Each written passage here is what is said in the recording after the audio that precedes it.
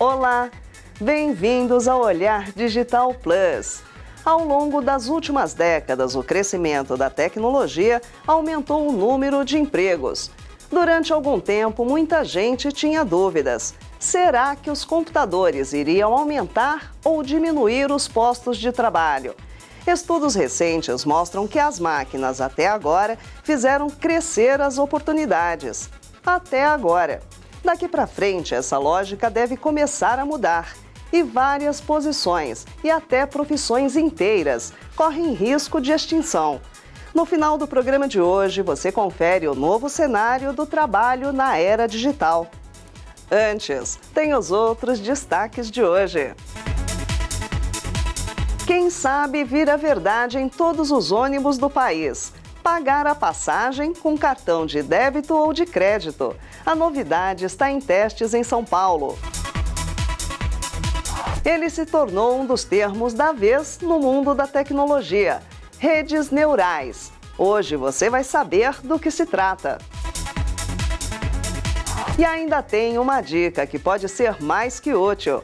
Veja como é fácil atualizar o nome da sua rede Wi-Fi e, de quebra, criar uma senha nova, mais segura. A tecnologia que faz diferença no seu dia a dia. O Olhar Digital Plus está começando.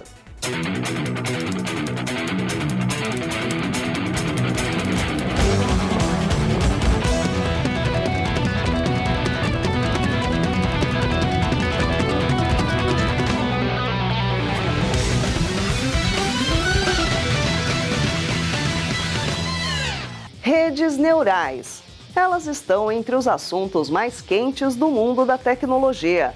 E os recursos dessas redes estão por trás de vários aplicativos que facilitam o dia a dia. Saiba do que se trata.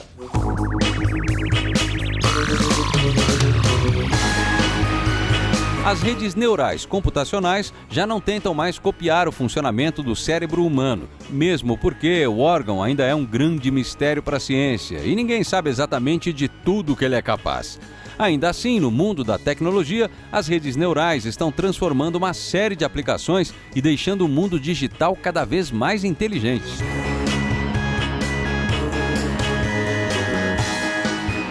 A rede neural é uma das muitas técnicas utilizadas na inteligência artificial. Ela está por trás de toda a tentativa de fazer com que uma máquina tenha a capacidade de aprender alguma coisa por conta própria, o tão falado machine learning.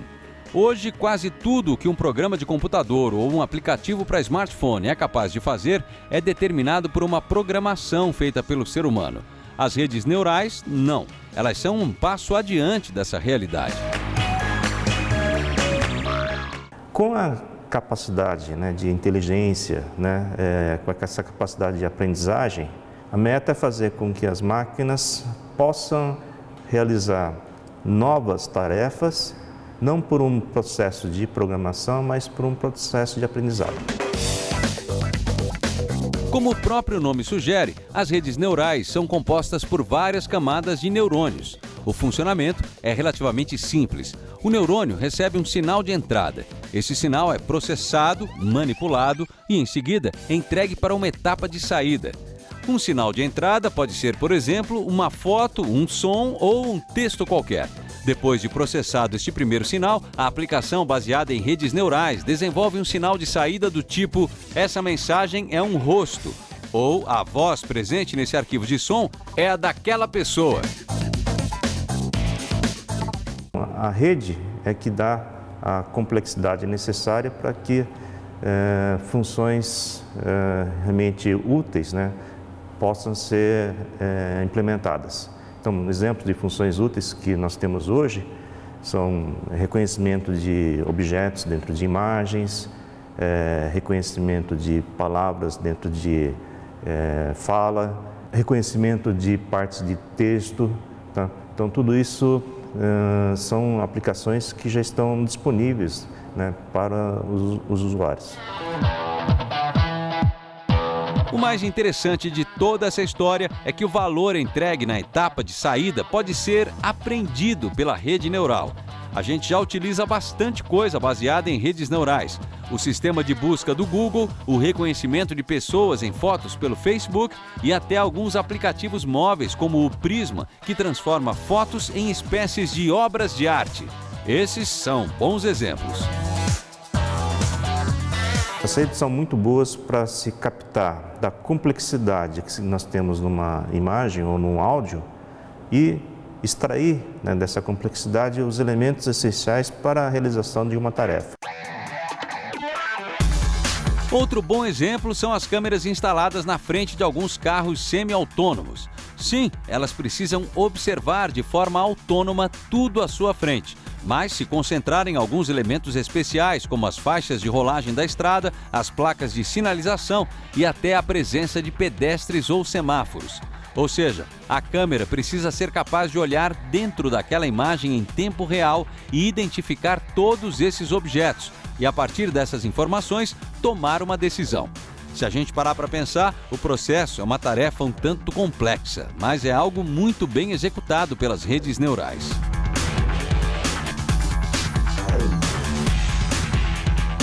Aplicações baseadas em redes neurais já chegaram aos dispositivos móveis. Alguns apps já são um pouco mais inteligentes que outros, mas duas grandes limitações impedem a criação de soluções mais complexas: a capacidade de processamento e memória e a eficiência energética.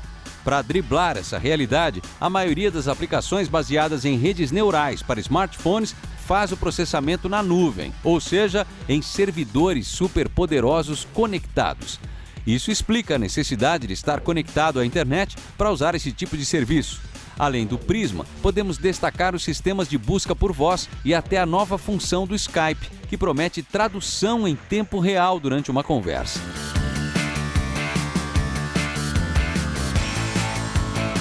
Tentando imitar nosso cérebro ou não, a verdade é que as redes neurais tornam sim os sistemas mais inteligentes.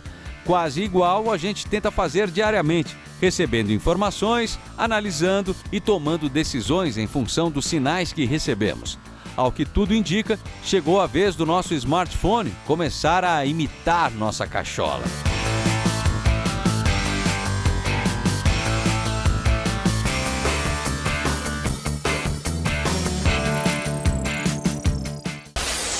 No próximo bloco tem novidade para o transporte público. Esqueça as dificuldades com o troco. Em breve você poderá usar cartões de débito ou de crédito para pagar até os ônibus. E tem um passo a passo super prático para você alterar o nome do seu Wi-Fi e criar uma nova senha para a sua rede sem fios. Depois do intervalo, o Olhar Digital Plus volta já.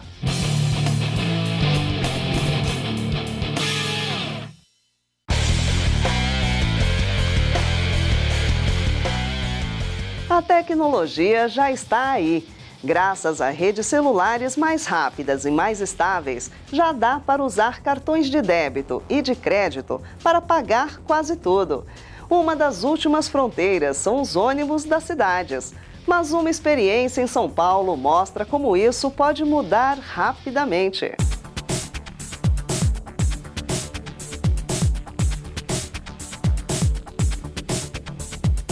Uma mão na roda para os usuários de transporte público. Está rodando em São Paulo um projeto piloto de 30 dias que permite o pagamento da passagem de ônibus com cartões de crédito, débito, pré-pago e até pelo celular. Tudo direto na catraca dentro do próprio ônibus. Ainda em fase de testes, a novidade está instalada em 10 veículos que fazem o corredor Diadema-Brooklyn, ligando o Grande ABC à zona sul da capital. A ideia é simplificar a vida do cidadão ao acabar com a necessidade de enfrentar filas para comprar o bilhete comum ou ter que recarregar o bilhete eletrônico. Isso sem contar que a possibilidade de usar cartões promete diminuir bastante a circulação de dinheiro no sistema de transporte público. Menos dinheiro circulando significa menores custos operacionais e logísticos. Também menos problemas com falta de troco e, é claro, mais segurança. Nessa primeira fase, apenas cartões de uma única bandeira estão sendo aceitos, mas os equipamentos instalados nos veículos já estão preparados para receber qualquer tipo de cartão ou dispositivo com a tecnologia NFC, que possibilita a troca de dados por proximidade. Para pagar, o usuário só precisa aproximar o cartão do leitor para validar a viagem. Não é necessário digitar senha, o que agiliza bastante o processo.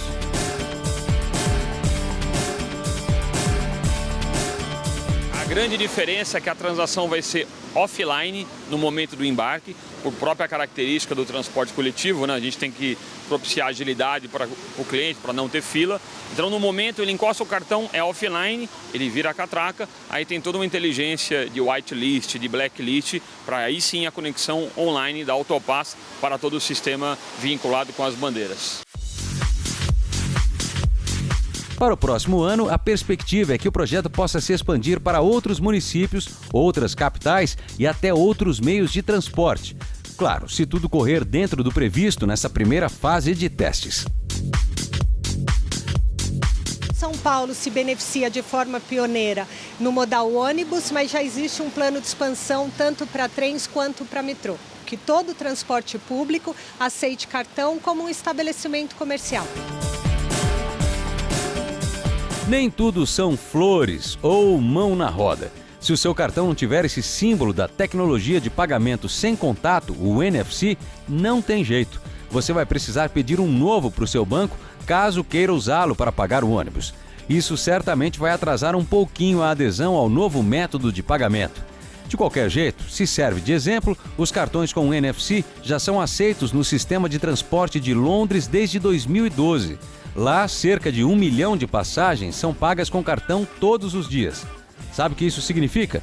Um estudo da consultoria Value Partners mostra que um aumento de 10% no uso dos meios eletrônicos tem potencial de expandir o produto interno bruto em 1%, o que é bastante coisa para qualquer país. Ou seja, vamos torcer para que iniciativas como essa se espalhem por outras cidades do país e aumentem o uso de cartões e outros meios de pagamento nos serviços públicos. Nesse caso, literalmente, todo mundo sai ganhando. Muita gente recebe o roteador sem fios quando faz a assinatura da internet. Só que a maioria não chega a dar um nome pessoal para a rede Wi-Fi e acaba ficando com o nome genérico que já vem no aparelho. Mas alterar o nome da sua rede é mais fácil do que você pensa. E você pode aproveitar para também criar uma senha nova, mais segura. O passo a passo vem aí, com nossa colunista, especialista em descomplicar a tecnologia. Oi, Lu! Oi, Marisa! Oi, gente! É hora de descomplicar a tecnologia.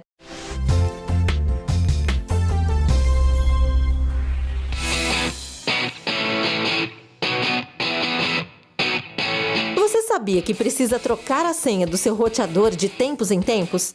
Assim você evita que alguém descubra a senha e acesse sua rede Wi-Fi sem autorização. Olha como é fácil fazer isso. Aqui eu vou usar o modelo da TP-Link AC1750, mas o passo a passo é bem parecido para os outros roteadores. Primeiro, você precisa descobrir o IP de acesso. Lá no computador, vá na central de rede e compartilhamento e clique na conexão de rede da internet. Vai abrir uma janela mostrando como está a sua conexão. É só clicar em Detalhes e procurar por Gateway padrão IPv4. Esse número que aparece do lado é o IP de acesso do roteador. Agora, abra o navegador e na barra de endereços digite o número do IP. Ele vai pedir um login e senha que são padrões de cada marca. Então não é para digitar a senha do seu Wi-Fi. Normalmente, o usuário e a senha são admin, mas se não entrar, é só fazer uma busca no site da marca do seu roteador ou olhar no manual. Se você mudou o login e senha de acesso quando instalou o roteador pela primeira vez e não se lembra mais, é só pressionar e segurar o botão de reset do roteador por uns 30 segundos. Isso irá redefinir as configurações do aparelho para o padrão de fábrica. Assim que você conseguir acessar, entre nas configurações básicas. O nome pode variar de acordo com a marca, mas pode ser Wireless, Interface Setup ou Basic Settings. Pronto, agora é só alterar a senha. Se quiser aproveitar, vá em SSID para trocar o nome da rede de Wi-Fi. Semana que vem eu volto com mais um tema, tá? Até lá!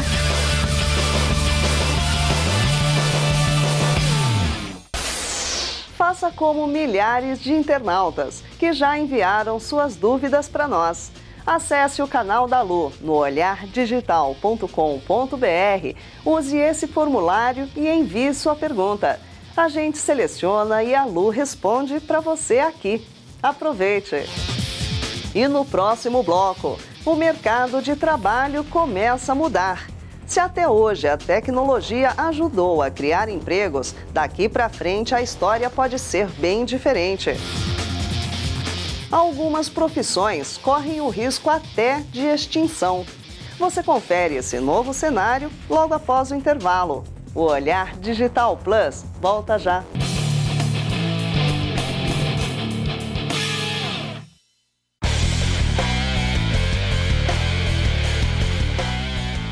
Vários estudos comprovam que a tecnologia ajudou a criar vagas de emprego nas últimas décadas.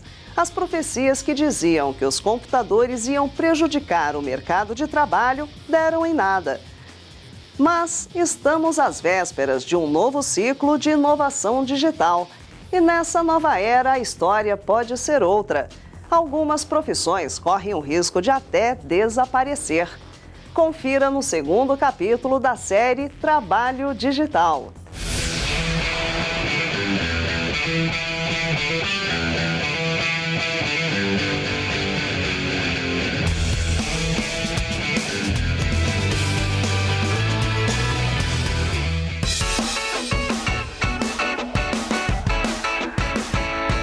Quando o computador surgiu algumas décadas atrás, muita gente se desesperou por acreditar que as máquinas tomariam seus empregos.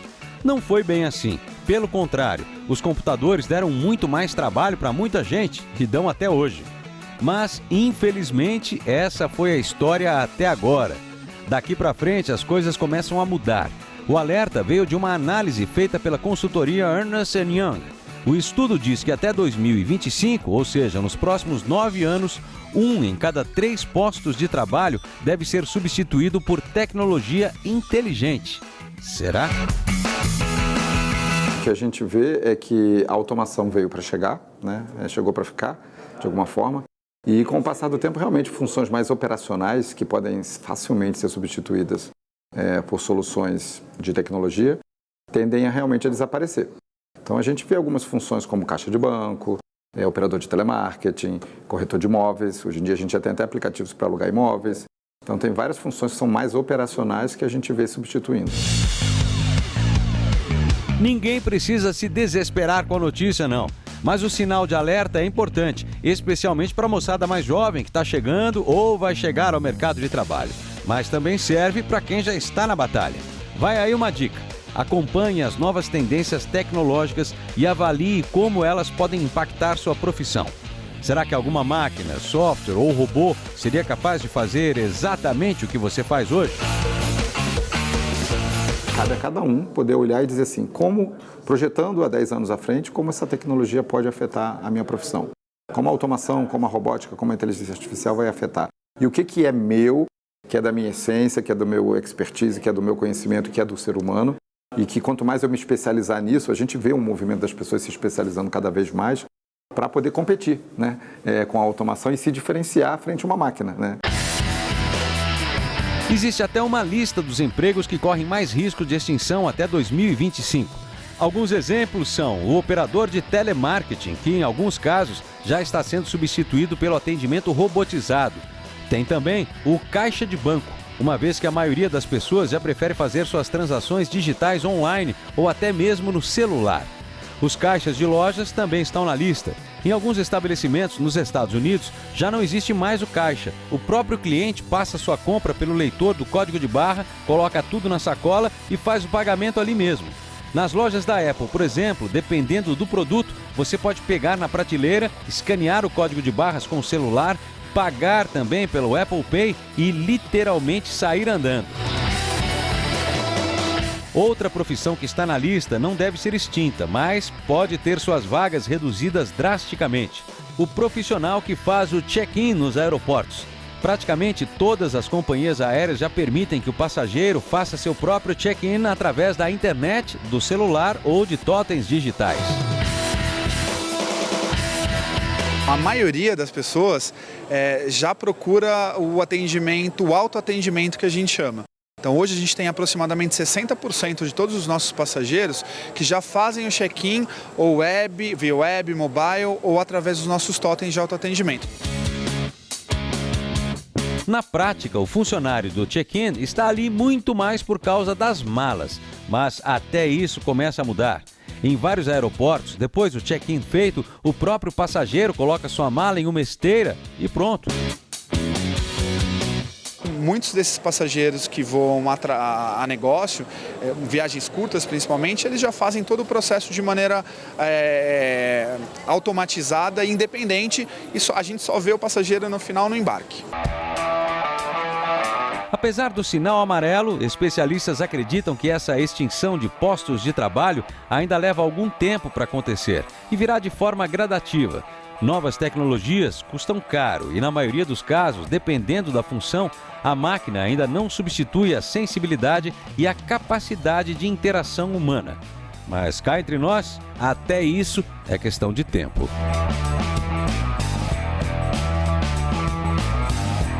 Por outro lado, existe toda uma tendência de novas carreiras que vão surgir, porque vai requerer de cada profissional maior especialização. Eu vejo uma redução de um lado, mas eu vejo uma abertura de possibilidades de outro. Mas isso é assunto para o próximo capítulo da nossa série Trabalho Digital. Vamos avaliar o que vai surgir com essas mudanças, os novos empregos, os empregos do futuro. E se você perdeu o primeiro capítulo dessa série, exibido na semana passada, aproveite para conferir. Fizemos uma análise completa do cenário atual do mercado de trabalho de tecnologia. A gente separou o link logo abaixo do vídeo dessa matéria lá no nosso site, tá legal? Aproveite!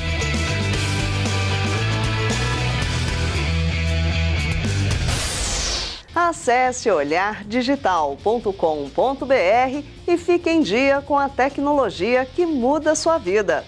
O Olhar Digital está organizado em duas grandes áreas. Na área geral, você encontra notícias, vídeos especiais e reviews exclusivos e imparciais.